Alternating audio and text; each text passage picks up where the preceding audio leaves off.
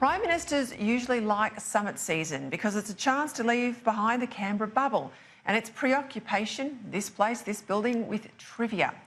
For Australia, summits mostly are a chance to catch up with others that we don't often see so much as the others might do overseas, but also for high-minded statements of collective aspiration that, while well-meaning, I have to say, are pretty meaningless. Unless, of course, we're talking about the religion of climate change, then the ramifications are more immense. Now, having sat through many of these international talk fests, often Australia can seem far away from many of the issues that drive other nation states. Indeed, on issues like keeping up our record economic growth or dealing with asylum seekers, we, Australia, are often the country others look to with questions like, how did you do it? But this G20 appears to be a bit different. This time, the main summit business, trade tensions between America and China and the US-Iran standoff in the Persian Gulf, are deadly serious for us here at home too.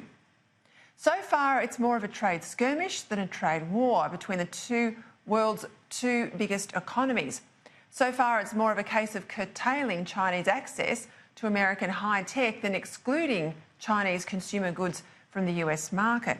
It's less a departure from free trade principles than a quite understandable attempt by America to stop China stealing US intellectual property and exploiting US freedoms that they'd never reciprocate, for China's own long-term strategic benefit. But for us, it could easily get worse. As America's staunch ally, we'd be a soft target for a Chinese regime that wants to use trade as a geopolitical weapon. Buying more iron ore from Brazil and perhaps coal from Indonesia and less from us would be an easy way for the Chinese to push back. It wouldn't be such a worry if we weren't so trade-weighted towards China. But with China taking a third of all our exports, it's no wonder trade was front and centre of Prime Minister Morrison's discussions overnight with President Donald Trump. Then there's the Gulf, a place that most Australians would predominantly associate with air transits through Dubai, but which, after Singapore, is probably the key choke point for global trade. Serious trouble in the Gulf would send oil prices skyrocketing and threaten every fragile economy.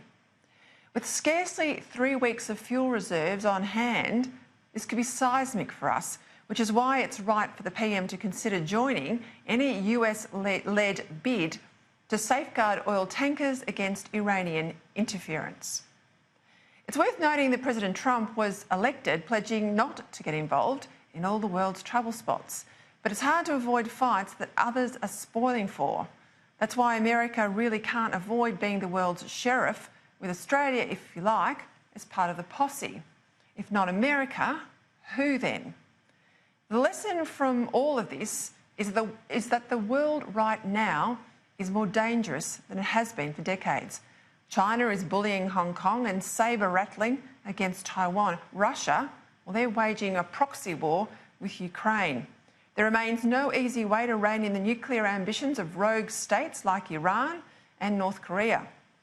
And that's all on top of the challenge of extreme political Islam, which has its tentacles even here in Australia. Australia's geography is still some protection, but less and less as technology makes the world shrink. Hardly the time we ourselves need to make our country vulnerable in energy terms and economically poor, is it? I'll get into that in a moment. After his weekend of official meetings, pull-asides and the diplomatic theatre that inevitably surrounds global events like this, as he boards his plane and heads home on Sunday, there'll be much for the Prime Minister to ponder. Next week, the 46th Parliament of the Commonwealth of Australia will be opened by a new Governor-General himself, only sworn in on Monday. Labor will walk back into the House of Representatives and back into their old seats in opposition. And I think then the enormity of what they had and then lost will start to sink in. I know for me, the reality of winning and losing elections always hit home hardest in the parliamentary chamber. For the Prime Minister, who would have thought he would be there at the helm for this new chapter in our nation's political life? His real challenge now there, though, is to do something with it, something meaningful, something that sets us all up for a better and safer future when the world around us is facing so many challenges. How good is Australia? He likes to say. Well, PM, it's up to you to keep it that way.